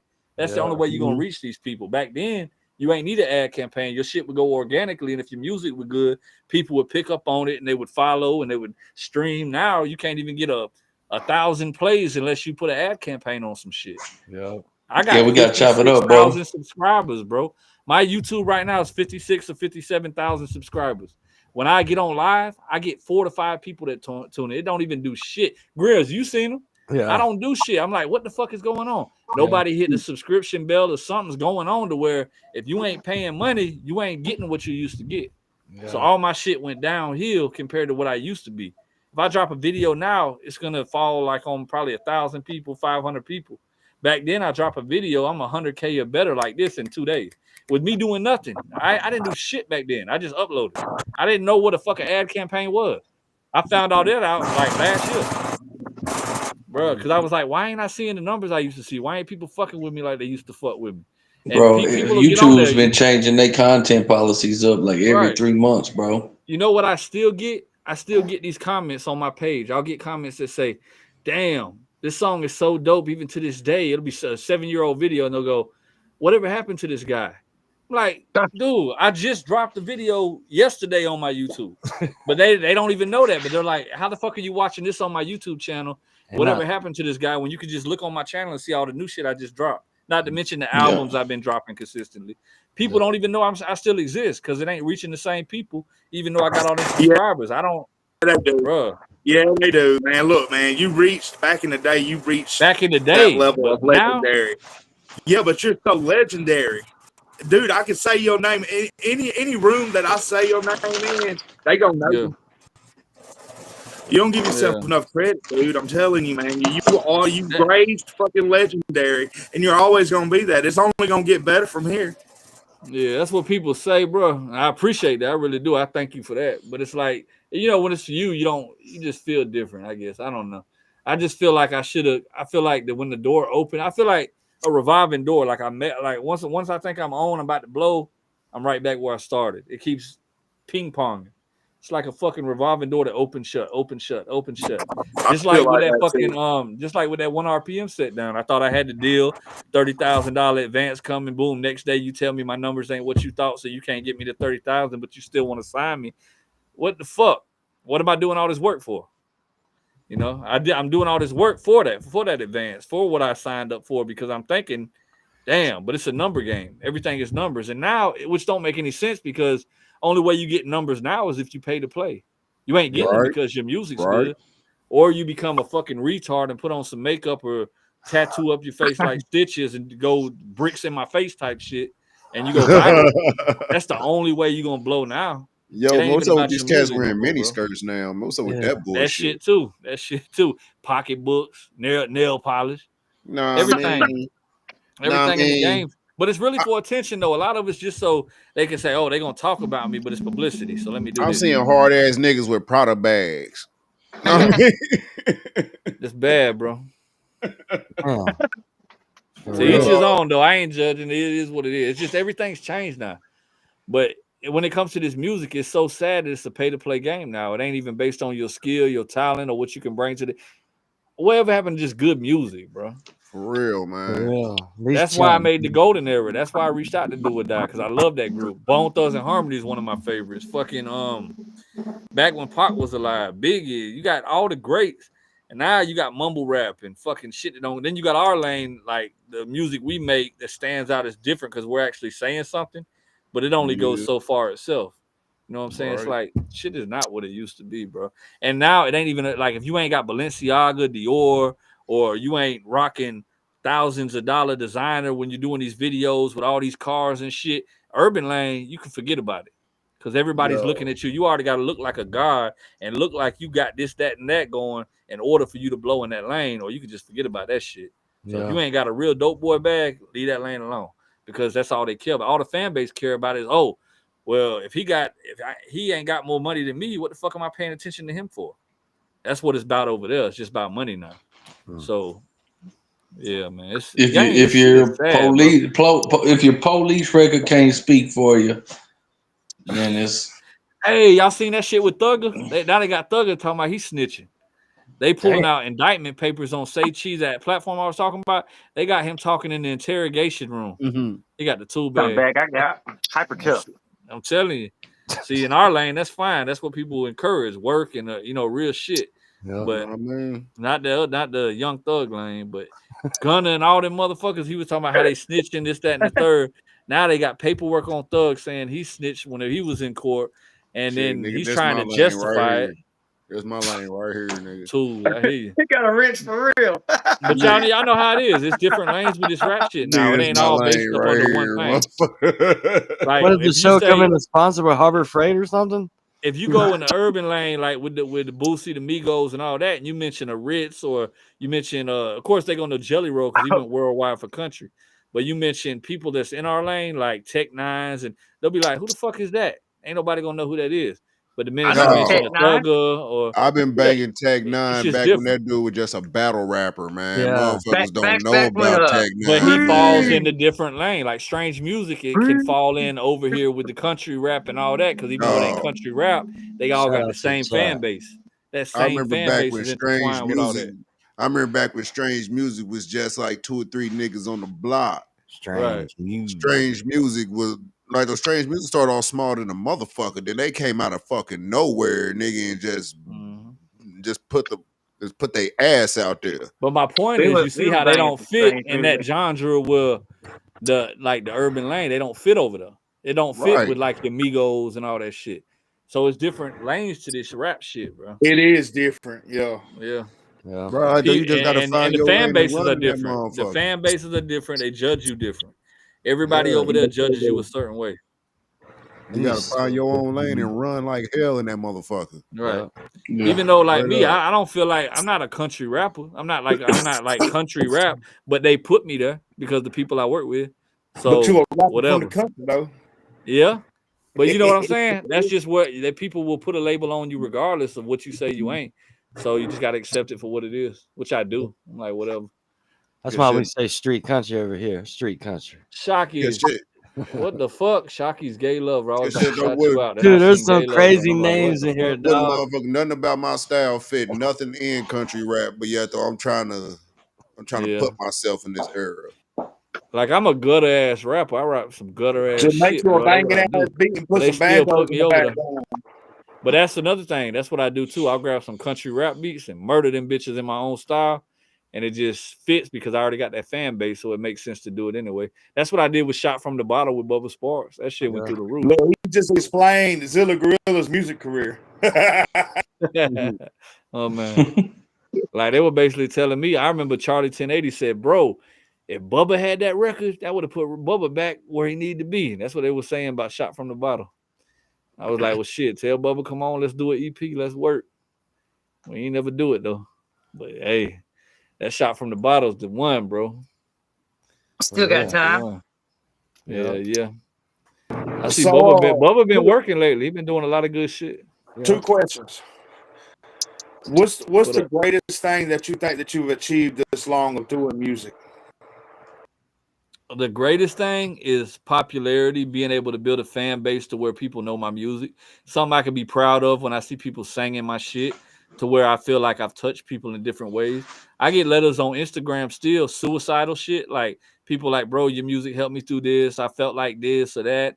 And I've talked people out of killing themselves. I think I have anyway, by just encouraging them to keep their head up. I talk to everybody. Anybody who hit me, I never deny a DM. Like I respond to every fucking body, bro. Yeah. I always have, even when I had more stardom than what I got. Like, you know, back when I was really doing it, I would always talk to people. I would fans, like, because I feel like if I could touch a soul or encourage somebody to change their mind for the better, then I'm doing something right. Even one fan, like if I get one, like if ain't nobody listening, I touch one soul, hell, I'm happy with that. For the simple fact that I know that I made a difference to that person. Like I can actually say that I changed somebody from doing something negative in their life and I helped them in a positive way. Because that's what it's about at the end of the day. For me, it's like I done got to the point where I've been doing music so long. I done did a lot of the, you know, the murder records, this, that, and the third, the fun records.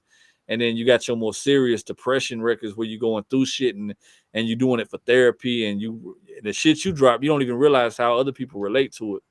And to hear the feedback from them and just be able to talk to people and what they went through and, you know, be able to talk them out of certain situations or just be a listening ear to people that's going through shit. That mean a lot to me, bro.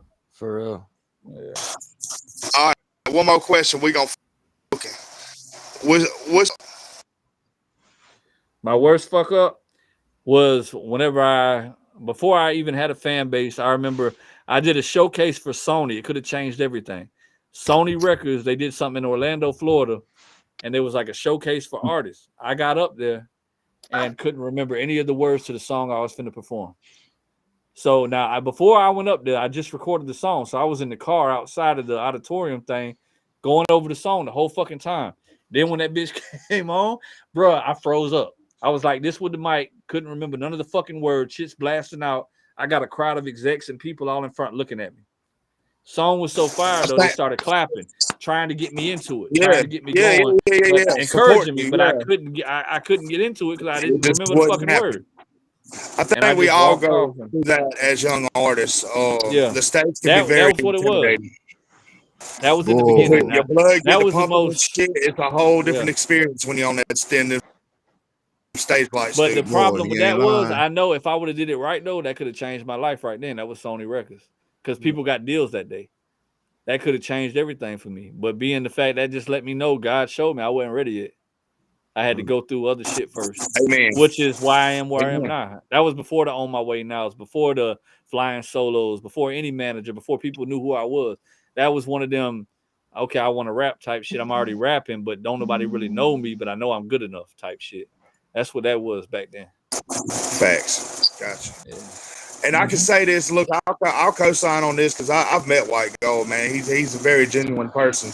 Unless he fucking acted the whole goddamn time that we interacted, which I know is a fucking lie.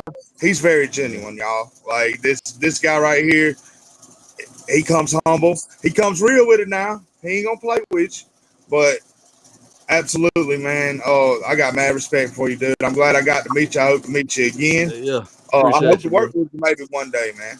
You know? No, we gonna work. I'm gonna do something with you. Sure. Just DM me, bro, and then when you DM me, I'll have you send me something. I'll probably send you a record to jump on. Like I'll fuck with you. We'll intertwine. We'll do one for one. Yo, I mean, you a legend in my eyes, man. Thank you, bro. Appreciate it. I ain't code riding. I ain't doing none of that. I'm just saying, like, for real, I want you to know that, and I know at least 1,000 motherfuckers that feel the same way I do. Thank you, bro. Yeah, appreciate that. Appreciate the love. We gonna work, bro. We gonna work. Yeah. Lindsay, yeah. Ray, what up? Shout out to the chat. There's all kinds of crazy names. Kenny, what it do? Out of the woods. What's up, bro? Sally, what it is? Sally room? Sally's room. Sally, go clean your room. Jenny. She's Bobby Hill's in the building. We got King of the Hill in here. Bobby Hill, bro. Mike Malone. Post Not Malone, Mike little brother. Malone. God damn. Mike Malone with the strong. Yeah. Out the woods. What up out the woods? Yeah, speaking out the woods, you know what I started watching last night? Remember it came on Hulu too. Or it might be Prime. The fucking Wolfman movie just came out. Hey, that shit you turned me on to. Animal Kingdom, bro. Last time we was on this shit. Finally finished it. That was one long fucking series. That's one. Hey, there's a movie right now. And I forgive me if I say this name wrong. Ray. Yeah, you ain't talking about 1992 or whatever. It's called. I seen it. Love that movie. Yeah. I ain't see it. I ain't even heard nothing about it. It come across my feed the other day, and I fucking rented that bitch this morning and watched it. I thought that was pretty fucking solid, man. It was. I started watching Prison Break after I finished up Animal Kingdom. What I'm almost done with Prison Break. 80 episodes. I watched all 8. I love that shit. I seen Prison Break back in the day. I watched every fucking episode. Have y'all seen Blind Spot? No, what is that? It's like, this is one I was telling Grizz and them about the other day. It's like this girl, she like her whole body covered in tattoos. They find her like in this duffel bag in the middle of Times Square, and she covered in tattoos. The FBI finds her and shit. And then they like start decoding all their tattoos, and it starts leading to all these different events. It's on bro, that shit is dope. I ain't even got to finish it yet, but bro, I'm gonna go watch I it had when to I get stop down it. here. I wasn't gonna play the game, but I'm gonna jump on the movie. You said Blind Spot. I was thinking of that Yeah, damn bro. Hey, I've been watching. Hey, look Blind at Spot. Alien Earth too. That Alien Earth on Hulu. That shit fire, bro. It's like 3 or 4 episodes already out, an hour long. It goes back to the old Alien movie, like with the fucking thing that comes out of his mouth and shit. It's a series, but it's like each of them are an hour long, and they got the prosthetic people and shit. Yeah. It looks I like was about to say Predator, now, but it's the Alien alien. versus Predator. It's the long motherfucker. alien head when he opens his mouth. That little fucking Yeah, thing that little comes out. motherfucker come out. and he spits acid and shit. Bro, that damn series is fire. I've been watching that shit.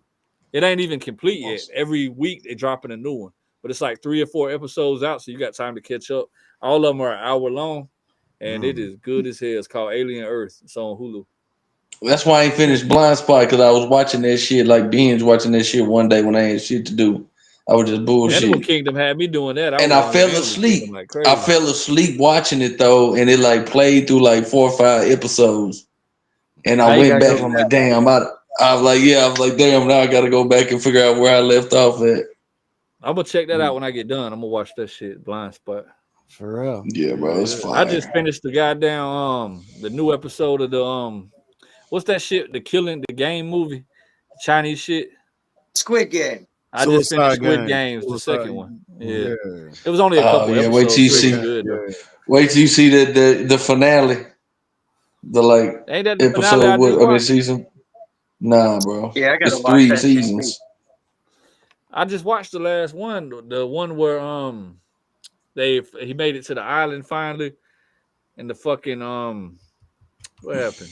The guy escaped with a little baby. The dude, when it went off, he had a little baby in his arms that was left on the platform. Remember when they finished the game and the baby was still alive, number 222? Yeah. Yeah, you're right. That is the last one. Yeah, I just finished that one. That was it. Yeah, that was fine. That's what's up, man. So I'm gonna check that Blind Spot out right now. I was gonna play this American Truck Simulator, but I'm gonna play this later, and I'm gonna watch that movie. I'm stuck on that, bro. I drive trucks for a living, come home and jump on the game and do the same shit. That shit don't make no sense. That's crazy. That fool got the steering wheel over there. Look. Yeah, I got it right. So you like and I stream on TikTok. I just started streaming too. I got the whole setup with the big monitor TV at the top, shit right here. I got the motherfucking cloud ceiling going when I cut the lights out, bro. I be swinging that bitch. Cut the music on. Yeah. Hey, you know who else drive trucks for a living? Who that? He's a dear friend of mine, Bo Hagen. You remember Bo Hagen from back in the day? Remember. Yeah. You talking about the rapper Bo Hagen? Cut a track with him a year or so back. Yeah, Bo Hagen that was with them. And the East Side Boys. Yeah. He was a monster. But yeah, he drive trucks for a living. Yeah. I just thought that was cool, something to know. You know what I'm saying? You know what's crazy? I be gotta get it how you job. These days, man. I'm on the truck doing loads. I'll be driving. I'm like, damn, I can't wait to get home to play the damn American Truck Simulator. Like, I'm on the truck driving, but I can't wait to get off to come home and do the same shit I'm doing on the truck. That shit weird as fuck. That's bro. crazy. It is. But I just like the game so much. The game fun as fuck. It is, especially all the shit you can do with the trucks and stuff. Right. You could like paint them and shit with different DLCs. Get your bread up, buy new trucks. Yeah. That shit fun as fuck. I tried that on Train Simulator. I got a train to move. I want that new Moto Crew or some shit where you can free roam. I'm about to buy that shit. I'm about to get that Battlefield 6. Hey, I suck at Battlefield 6, bro. I played the beta. I was getting every time I would fly in on the beta, every time I would respawn, boom, getting killed left, right. Snipers is busting my ass. Oh yeah, you gotta move with a squad and that, man. You gotta Call of Duty. I'm fire now. Warzone, I kick ass in Warzone, but I can't play that. Yeah, I ain't shit in Call of Duty. I got every Call of Duty and don't know how to play that shit for nothing. Warzone, that goddamn beta though. I sucked at Battlefield. I said I ain't buying that shit. I like the tanks, man. I'm a killing that tank, man. I got all the Battlefields too. I could barely make it through Battlefields, so I got all the Battlefields all the way up to 5. Damn. I like playing campaigns with people. Like if I can find a good campaign game where I can play through the store with multiplayer, I like doing that shit too. See that Ready like Gears of War just came out, the Reload. Yeah, I got Ready or Not. I got that on. I had that before it hit console. I got it on PC. Oh, for real? Yeah, I was playing that shit. I still be on Ready or Not too. I got to reinstall it. I ain't played it in a while, but I got it right in my library. Oh damn! They need to remaster the Scarface game and put. I was saying that was my shit. I love that game back in the day, man. I'm on 5M a lot too. I'm running around all the time in these goddamn servers and shit, selling dope and swinging Cadillacs. Shit, boy. Like I used to go around motherfucking and beat up all the drug dealers and take their rocks and shit, and then motherfucker go across seas and sell cane. So you could do that in 5M. You rob a live motherfucker. Say, put your hands up, put the pistol on them, take everything in their inventory and slide out. Yeah. That's basically what I did on rob my Scarface. ass. A couple times I done got robbed. That's basically what I did Flying on by yourself Scarface. and 3 or 4 heads pull up on you in the truck, jump out and put the guns on you. You got to put them hands up. You lose everything you came in. That shit make you mad as hell. Like, bitch, I just grinded to get all this shit and you took it. I'm flying out. Fuck this city. That shit, You don't give it up, they're gonna shoot you dead. Then you gotta wait to go to the hospital. Yeah. Crazy, man. Crazy. Shoot. I'm gonna go ahead and end it for the night. I'm gonna end it on my way now. On my way now. Shit, it was good talking with y'all, man. Yeah, I appreciate you coming back on. Definitely. We gonna do that when I do the EP drop in September. We gonna do that. We'll do the release of the EP or whatever, September 11th. Righteous. Hell yeah. Hell yeah, pimp shit. Hell yeah. Shout hey, out Exilla, bro. DM me, bro. We gonna work. Send me some shit. I'll send you some shit. We'll work. Real talk. Joe, fuck it. You too, bro. Send me, cause we already talk. Send me some shit. I got you. Just DM me. You follow me now, so send me a DM. Yeah. Hell yeah. Sure. Crush Goat. Shout out to the chat. Shout out to the chat. Millie Reeves, what it do? What's up with this gay lover shit, man? He really is good people though, man. I don't just co-sign nobody good folks. Wow. Oh, we know. Thanks, bro. What the fuck, Sally? Sally, what the hell is Sally?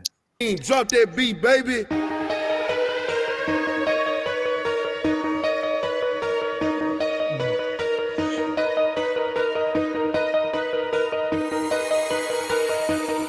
I'm on my way now. I'm on my way now. All in your feelings, I bring it to where you stay now. Lay now. I'm where you lay now. Trigger man, get you going. I guess I'll be on my way now. Way now. I'm on my way now. All in your feelings, I bring it to where you stay now. Lay now. I'm where you lay now. It's a classic right here. I guess I'll be on my way now. Look, I'm crazy and I'm cold. They go crazy, boy.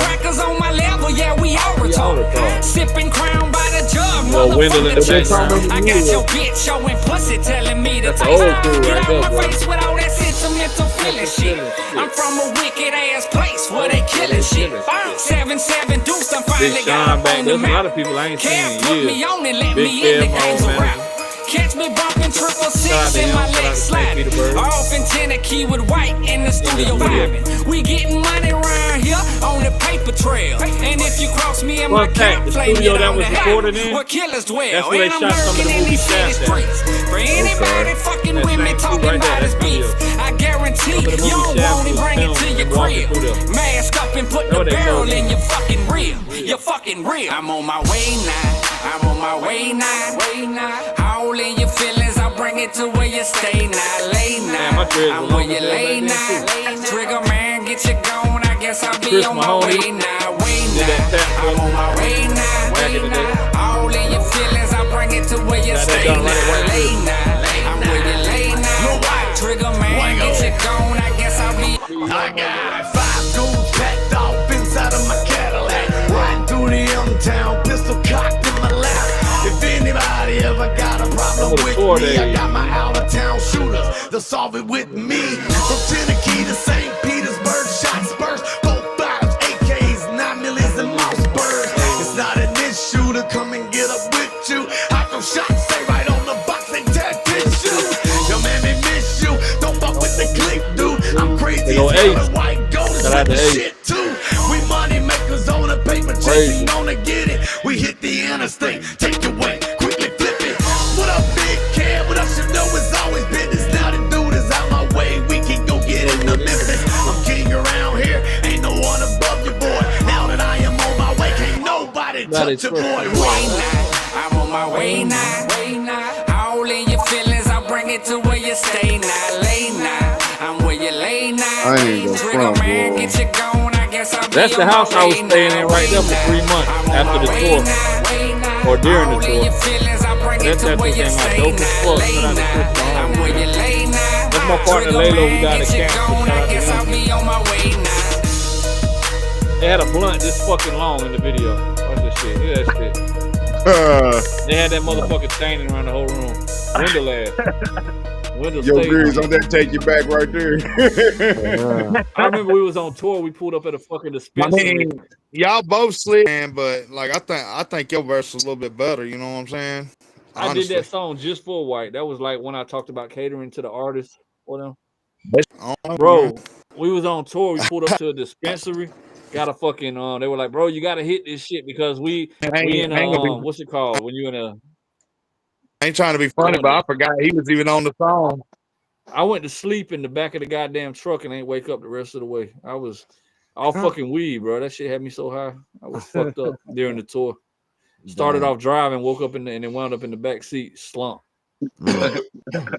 Window used to stay getting everybody fucked up though. Window stayed chiefing. Yeah, that bitch fogged out. Him and Pirate. You done had Shout out DJ Pirate. Experience. Bro, every time I look at my old shit, I go to thinking back.